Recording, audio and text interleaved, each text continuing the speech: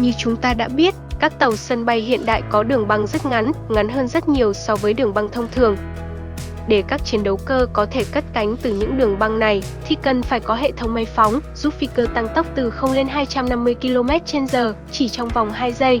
Hệ thống phóng điện từ EMALS được thiết kế nhằm khắc phục những yếu điểm của máy phóng hơi nước kiểu cũ.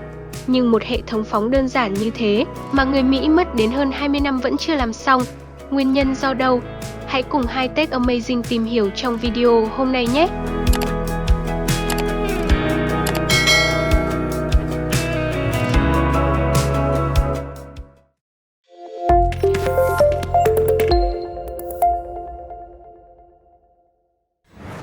Trước tiên, chúng ta tìm hiểu qua hệ thống phóng trên tàu sân bay đã nhé! Như đã nói ở trên, máy phóng là thiết bị giúp máy bay cất cánh trên các tàu sân bay với đường băng cực ngắn.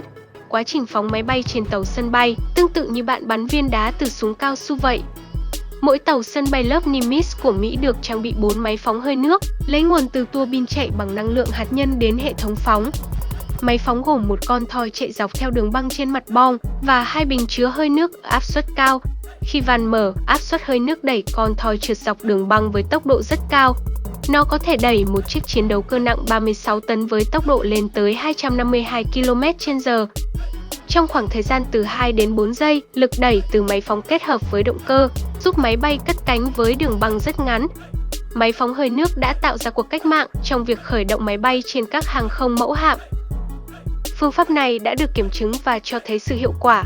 Tuy không mất nhiều công sức bảo dưỡng, máy phóng hơi nước tỏ ra nguy hiểm cũng như kém linh hoạt khi phải vận hành nhiều loại phi cơ khác nhau. Chính vì thế mà người Mỹ đã phải phát triển hệ thống phóng điện từ để thay thế cho các hệ thống phóng hơi nước. Chắc chắn bạn đã từng xem thí nghiệm nhỏ kiểu này trên TikTok. Đặt 2 cục nam châm ở hai đầu của một viên pin, sau đó đặt vào một vòng dây kim loại. Viên pin sẽ chuyển động trong vòng dây liên tục. Đây chính là một ví dụ đơn giản về máy phóng điện từ.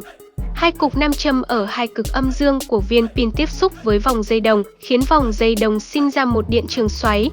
Theo quy tắc bàn tay phải, 4 ngón tay hướng xuống là chiều của dòng điện, ngón cái chính là chiều của từ trường. Cho nên, đoạn dây đồng tiếp xúc với hai cực âm dương của pin chính là một nam châm điện. Vì nam châm ở hai cực của pin đẩy nhau, viên pin sẽ bị đẩy di chuyển trong vòng dây. Điểm kỳ diệu của thí nghiệm này chính là, bất kể viên pin có chạy thế nào, thì vẫn chỉ có đoạn dây đồng tiếp xúc với nam châm ở hai cực pin mới là nam châm điện. Những chỗ khác không hề sinh ra điện trường xoáy, cũng không có từ tính. Cho nên viên pin mới chạy mãi như thế, đến khi hết pin thì thôi. Thực ra, bạn để viên pin ở ngoài vòng dây thì nó cũng vẫn chạy được. Giả dụ lúc này, bạn đặt một chiếc máy bay lên cục pin, vậy thì đây chính là bệ phóng điện từ có thể phóng máy bay lên rồi. Xem đến đây thì các bạn đã hiểu vì sao tôi nói chế tạo máy phóng điện từ đơn giản rồi phải không ạ?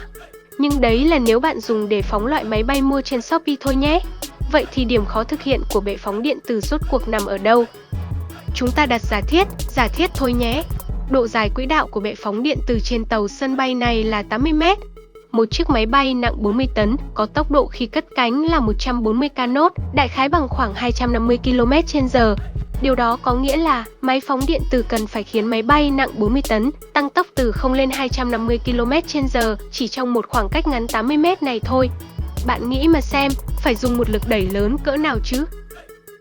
Thông thường, lực cần thiết để khiến một chiếc máy bay cất cánh đại khái sẽ bằng 1/10 trọng lượng của chính nó. Trong trường hợp này, chiếc máy bay có trọng lượng 40 tấn thì lực cần thiết để cất cánh sẽ rơi vào khoảng 4 tấn. Trong vòng 80 m phải tăng tốc lên tới 250 km/h. Bấm ngón tay tính toán một chút theo kiến thức trung học là biết ngay. Gia tốc sẽ xấp xỉ khoảng 30 m/giây bình phương. Dựa theo công thức F bằng ma để tính thì lực đẩy sẽ là 120.000 Newton. Khái niệm này là sao đây? Ví dụ, hiện nay chiếc xe hơi có thời gian tăng tốc lên 100 nhanh nhất thế giới, cũng chỉ khoảng 2 giây hoặc hơn một chút là cực hạn rồi. Còn thời gian để máy phóng điện từ đưa máy bay tăng tốc lên 250 km/h cũng chỉ khoảng hơn 2 giây một chút mà thôi. Tất nhiên, để làm được điều đó cũng không phải khó khăn gì. Theo kiến thức hồi trung học của chúng ta, F bằng BIL, trong trường hợp này chúng ta có cảm ứng từ B và chiều dài quỹ đạo bệ phóng L là cố định, nên dòng điện càng mạnh thì lực ampere sẽ càng lớn. Cho nên muốn sinh ra một lực đẩy lớn như vậy thì đầu tiên là sẽ cần một nguồn cung cấp điện cực lớn. mà tàu sân bay luôn hoạt động ở giữa biển, không kết nối trực tiếp với lưới điện quốc gia thì lấy đâu ra nguồn điện lớn như thế? Đây mới là điểm khó thực hiện. Đương nhiên, việc thực hiện cụ thể thế nào chắc chắn sẽ là bí mật. Đừng hỏi tôi cũng không biết. Hơn nữa, máy phóng điện từ còn phải dựa theo kích thước và trọng lượng của những loại máy bay khác nhau để khống chế chính xác lực đẩy. Nếu là máy bay không người lái mà cũng dùng lực đẩy lớn như vậy, là sẽ khiến máy bay tan tành ra luôn mất.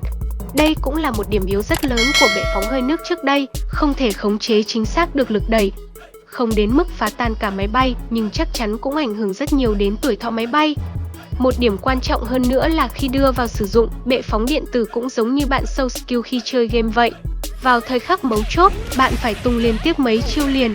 Bạn tung một chiêu, rồi nghỉ 10 phút, như kiểu một ngày chỉ phóng được 2 chiếc máy bay, thế thì ối giời ôi luôn.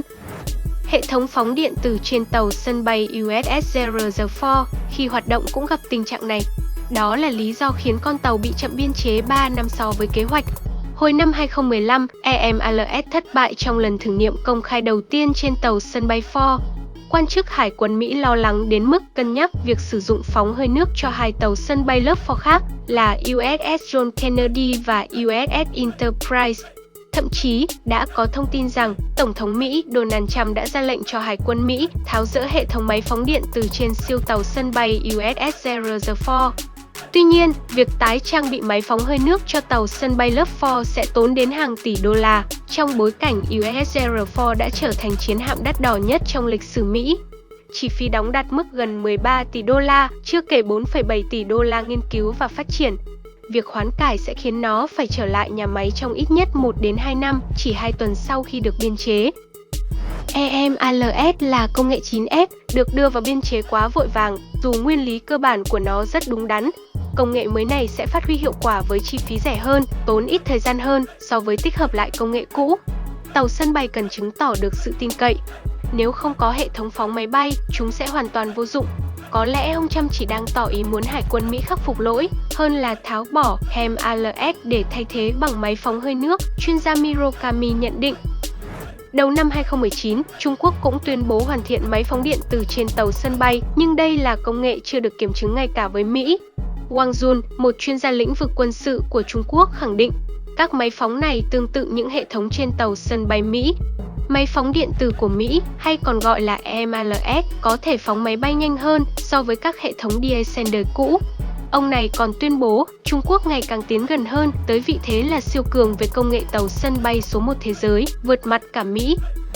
Tuy nhiên, trong bài bình luận đăng trên SCMP, chuyên gia Chan Li-ung chỉ ra rằng trên thế giới chỉ có 2 loại máy phóng máy bay, đó là máy phóng chạy bằng hơi nước đã được kiểm nghiệm và vận hành thực tế trên tàu sân bay từ lâu, cùng máy phóng điện tử vẫn đang trong giai đoạn thử nghiệm. Không có cái nào được gọi là hệ thống Descender cũ như ông Wang nói cả. Chuẩn đô đốc Hải quân Ma Huy Minh và nhiều chuyên gia khác cho rằng Hải quân Trung Quốc vượt qua Mỹ để chế tạo thành công máy phóng điện tử ưu việt hơn. Đây là tuyên bố tự tin thái quá. Còn các bạn nghĩ sao về máy phóng điện tử của Trung Quốc? Hãy để lại ý kiến của các bạn trong phần bình luận phía dưới nhé! Hẹn gặp lại các bạn trong các video tiếp theo của High Tech Amazing.